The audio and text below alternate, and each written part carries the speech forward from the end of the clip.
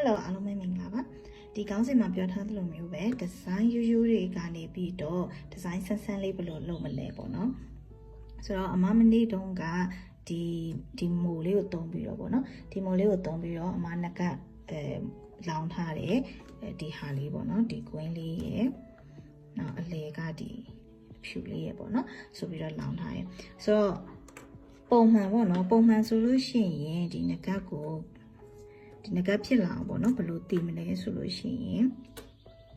ဒီအဖြူလုံးလေးကိုအလယ်မှာထားမယ်ပေါ့နော်အလယ်မှာထားတဲ့နည်းရှိမယ်ပြီးလို့ရှိရင်ဒီဘက်ကနေဂျိတ်တက်မယ် queen တက်မယ်ပေါ့နော် queen လေးနဲ့ပြီးလို့ရှိရင်ဒီလိုမျိုး fish hook နကဂျိတ်ကလေးတက်မယ်ပေါ့နော်ဆိုတော့ဒါကတို့ပုံမှန်တွေ့နေကြဒီဇိုင်းမျိုးဖြစ်မယ်ပေါ့နော်ဒီလိုမျိုးလေးပေါ့နော်ဒီအမျိုးလေးကလည်းမလှမဟုတ်လှတယ်ဒါပေမဲ့တမယိုးကြဖြစ်လွန်တယ်ပေါ့နော်ဆိုတဲ့အခါကျတော့ okay နောက်တစ်မျိုးကိုဘယ်လိုပြောင်းပြီးလုပ်လို့ရမလဲပေါ့နော်ဆိုလို့ရှိရင်ဒီလိုမျိုးအဖြူလေးကိုပုံမှန်ထားပြီးတော့ဒီအောက်ကနေအမဲရောက်နေတဲ့ဒီလိုမျိုးလာပြီးချိတ်မယ်ပေါ့နော်ဒီလိုလေးချိတ်ပြီးတော့လေနက်ကကလေးလှုပ်လို့ရတယ်ပေါ့နော်ဒါပေမဲ့တခုသတိထားမှာကဒီအဖြူမှာသူကအပေါက်ကအပေါ်မှာတစ်ခုပဲပါတယ်ပေါ့နော်ဆိုတဲ့အတွက်တို့အောက်ကနေပြီးတော့အမဲလာချိတ်မယ်ဆိုလို့ရှိရင်ဒီအဖြူကိုအပေါက်ဖောက်အောင်ပေါ့နော်အပေါက်နောက်တစ်ဖက်ထပ်ဖောက်အောင်ပေါ့ဆိုတော့ဒီလိုမျိုးဖောက်ပြီးတော့လေဒီလိုမျိုးလေးတွဲလို့ရတယ်ပေါ့နော်โอเคဒါလေးလည်းလှတယ်နောက်တစ်မျိုးကကြတော့ဒါဟုတ်အရင်ကအမှလှုပ်ထားဘူးတာပေါ့နော်လှုပ်ထားဘူးတာဒီ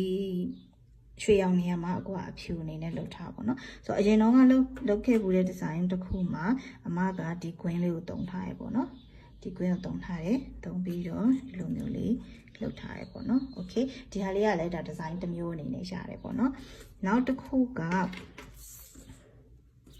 အခုပေါ့နော်အခုနောက်ထပ်ဆန်းတဲ့ဟာလေးအမတစ်ချက်လုပ်ပြမယ်နော်ဆိုတော့အမက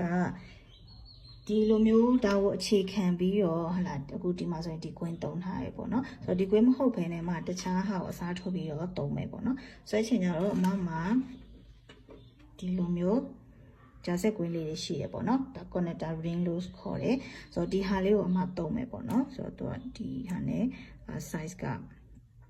တိတ်မကွာဘူးအဲ့လိုမျိုးလေးကိုတုံးမယ်ပေါ့နော်ဆိုတော့စဉ်းစားလိုက်တယ်ဆိုတဲ့အချိန်မှာအမဘယ်လိုချိတ်မလဲပေါ့နော်ဆိုအရင်ဦးဆုံး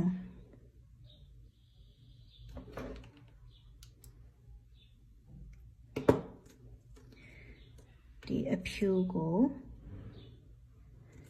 ဒီ connector ring နဲ့အရင်ချိတ်မယ်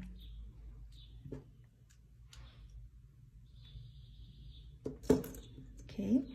နောက်တစ်ခု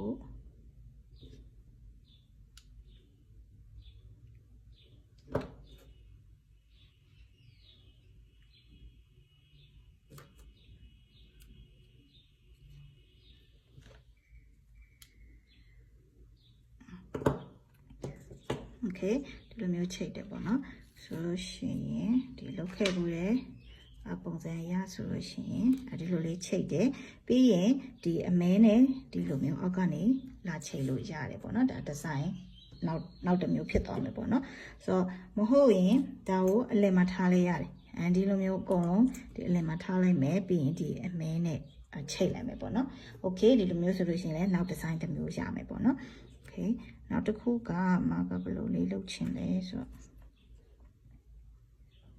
တော့ဒီ jewelry လုပ်တဲ့သူတယောက်အနေနဲ့ပေါ့နော်ဒီလိုမျိုးတမယိုးကြဒီဇိုင်းတွေကနေခွဲထွက်ပြီးတော့ကိုဒီဇိုင်းပုံစံမတူတဲ့ဟာလေးပေါ့လုပ်ချင်တယ်ဆိုလို့ရှိရင်ကကျတော့ဒီကိုဖြုတ်လိုက်တက်လိုက်တော့လုပ်ရတယ်ပေါ့နော်ဆိုတော့ကိုဖြုတ်တက်ကြည့်ရဲ okay ဒီလိုမျိုးဆိုရင်ရိုးလုံးနဲ့သူမဟုတ်နောက်ခုလုပ်လို့ရသေးရပေါ့နော်ဆိုလို့ရှိရင်ကိုနောက်ထပ်ဒီဇိုင်းကိုထပ်ပြီးတော့ထွင်ပြီးလုပ်လို့ရတယ်ပေါ့နော်ဆိုတော့ကွင်းလေးတွေကိုဖြုတ်လိုက်တက်လိုက်နဲ့ကစားကြည့်မယ်ပေါ့နော်ဆိုတော့အမကဘာလုပ်ချင်လဲဆိုတော့ဒီကွင်းကိုမှဒီမှာတက်ချင်တယ်โอเค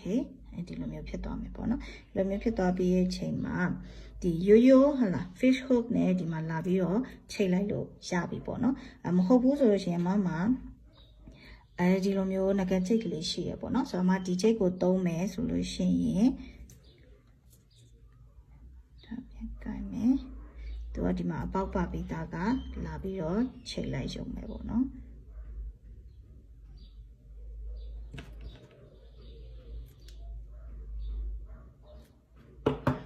လေးကိုပေးလိုက်မယ်ဆိုလို့ရှိရင်နောက်ထပ် design ဒီလိုအသစ်ကလေးရတယ်ပေါ့နော်ဆိုတော့အမရဲ့အမြင်အရပြောရလို့ရှိရင်အမကဒီဟာလေးကိုသဘောကျတယ်ပေါ့နော်အဲကြောင့်မို့လဲအမကခုနဆန်ပြီးတော့ချိတ်ကျဲပေါ့နော်ချိတ်ကျဲခါကျတော့ဒီလိုမျိုးကိုထပ်ပြီးတော့မလုပ်ချင်တော့ဘူးဆိုတော့အမဒီတခြားပစ္စည်းလေးတွေထည့်ပြီးတော့ပေါ့နော်ဒီလိုမျိုး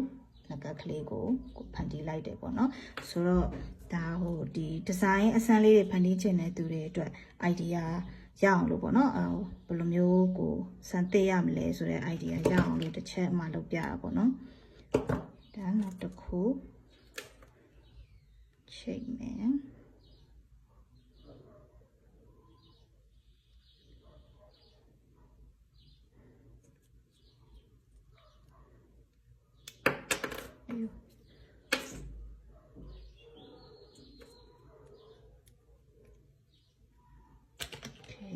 ပြီးရင်ဒါပါတစ်ခါလေးချိန်မယ်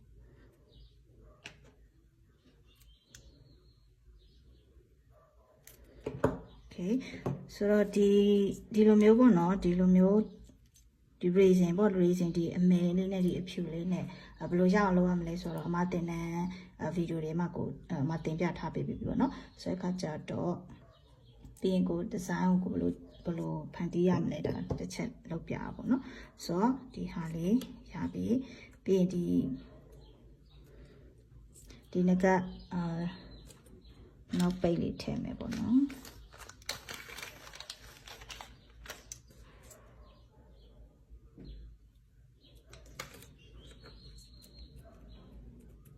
ဒါဆိုလို့ရှိရင်မိုးတစ်ခုတည်းကိုသုံးပြီးတော့เนาะဒီ design ပေါ့เนาะကိုပုံစံအစုံမျိုးဖန်တီးလို့ရတယ်ပေါ့เนาะဟုတ်အားလုံးကိုကျေးဇူးတင်ပါတယ်